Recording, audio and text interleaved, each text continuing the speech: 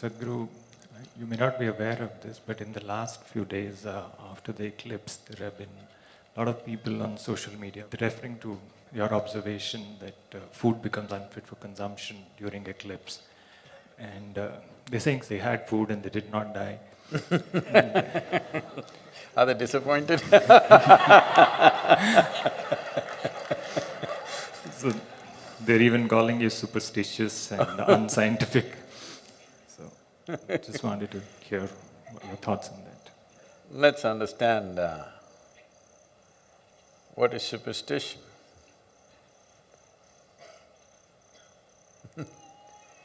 Superstition is without any perception or knowledge about a certain subject, you make conclusions. That's superstition. Now,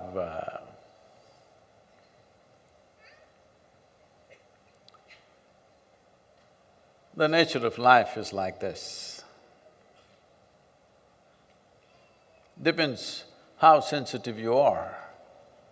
Accordingly, that profound is your perception and experience of life. This will not come through intellectual accumulation. Those who read a high school textbook, if they think they are scientists, what can I say? Because a genuine scientist, a scientist who has probed into any aspect of life, with certain profoundness, will not speak like this. Now, as a yogi, as far as possible, I will never consume anything which is cooked, which is more than an hour and a half old. Why we are serving the food the way we are serving in the ashram is hoping that all of you will graduate from being yoga practitioners to yogis. Not just bending and twisting, you are beginning to feel the union in the existence. If this has to happen, body has to be sensitive and it has to have a minimum level of inertia. Now, if you eat food which in some way has deteriorated, it may not be rotten, nor is it going to kill you, you can eat it. It is just that it will lower your perception. In my experience of life, for me, lowered perception is death. At least death of the yogi. The man may live, the yogi is dead because he's lost his perception. He's lost his sensitivity. So, the death of sensitivity, if it doesn't matter to you, there's really no problem, you can eat what you want, you can eat garbage and still survive. While people are eating food that was cooked a week ago, 10 days ago, 3 months ago, they're keeping it in their refrigerators and eating. After eating it, they don't know what's the difference. To such people, what can you say? But for sure, they cannot have the sensitivity that I'm talking about. And I'm sure they're sleeping 8 to 10 hours a day. That is death for me. 10 hours of sleep, nearly 40% death, isn't it, in 24 hours. So, if you wish to live like that, you can eat whatever you want. What is the problem? You can eat anything you want. Well, I am not a scientist either, and I don't wish to be one. I don't have either books to read,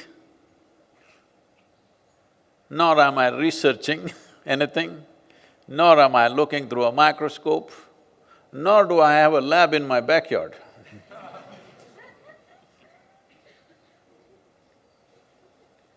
I just pay attention to this human mechanism, which is me. I kept it well, takes a lot of work. Takes a lot of work to keep this well. Doesn't just come. So I keep it in a certain way, and at anything that happens in nature, I observe what's happening with me, and I'm speaking that. I am also observing the life around me for confirmation. Every insect, worm, bird, animal, tree is saying the same thing. Well, if you are going to discover this after many years and a few $1 billion of research, it's up to you. Well, I want to tell you, till recently, these so-called scientists, the real science is different. A scientist who's looked at something with profoundness will not speak this way. These are probably internet scientists, you know. They know every science, not just one. Everything they know because they are on the internet. So such people were saying, I'm saying something so simple. They were advocating that alcohol, tobacco, red meat are the best things for your life, till recently. Now suddenly they've all become activists against that, because somewhere somebody said after $1 billion research, we've been saying it forever. What is a recent discovery for you has been an eternal wisdom for us. I'll tell you, I was in conversation with a doctor in United States of Indian origin. He was telling me that he is the first one in Western medicine to identify that the heart not only pumps blood, but it also sucks the blood back. The ventricles pump it out, the atrium sucks it back. He is the first one who wrote the papers. He sent me his videos, his TED talk, his scientific papers.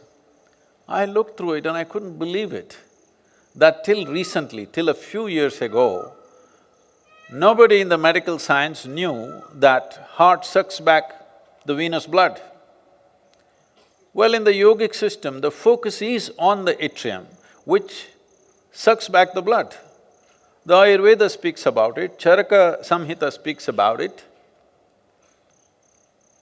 In yoga, the focus is always not on pumping the blood out, but about sucking the blood back, because we are interested that our blood is as pure as possible, because certain level of impurity in the blood means we lose perception. We are not interested in terms of what is the nutrition, what is the oxygen content, how long will I live, this is not the point. How do I live, what is the quality of my life is my concern. How profound is my perception is always my concern. And this has always been the concern of this culture and this science that we are referring to as yoga. So, if you think only if it's written in a book it is true, then you're very superstitious and religious, you're nothing scientific about you.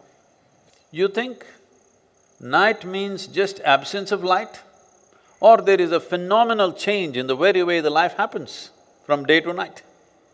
You ask every insect, bird, animal, tree, even the rock, it knows night is different. If you sit here with little openness, you will know it's not just about light. If you close your eyes, even in the daytime there's no light, in the night also there's no light. But is there no difference? Every meditator knows what's the difference, isn't it? So somebody will say, this is all rubbish, there's just absence of sunlight, that's it. That's what they're saying about the eclipse. Doesn't matter.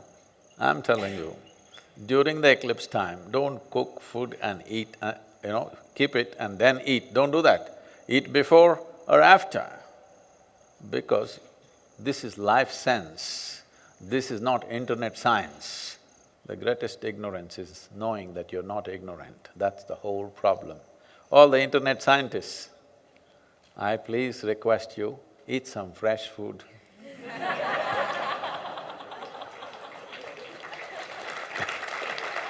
Keep yourself healthy, well, perceptive, not to me, to life. Eat during the eclipse if you wish. You won't die. Inertia will build up. If you don't mind the inertia, anyway, you're drinking alcohol, smoking cigarettes, doing things, maybe it won't make any difference for you. Possibly it doesn't. If you take a high-end car today and go and pump gasoline in any of the Indian gas stations, which is 87 octane, your car will stop within a few kilometers. You need to buy special gas and put it into it. Why? Because it's high performance. So if you want to be high performance, what kind of fuel goes into you, you look at it carefully. You are a junk machine. Eat whatever, drink whatever, what does it matter anyway? Live whichever way you want. There's really no problem, okay? So, if you are disappointed that you did not die by eating during the eclipse,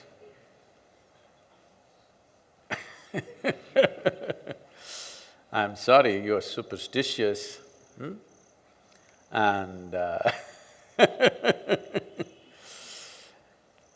nature of life here is such that the earth, the sun and the moon have significant impact on this life. If you're conscious of its ways, you can ride this and make your life effortless and easy.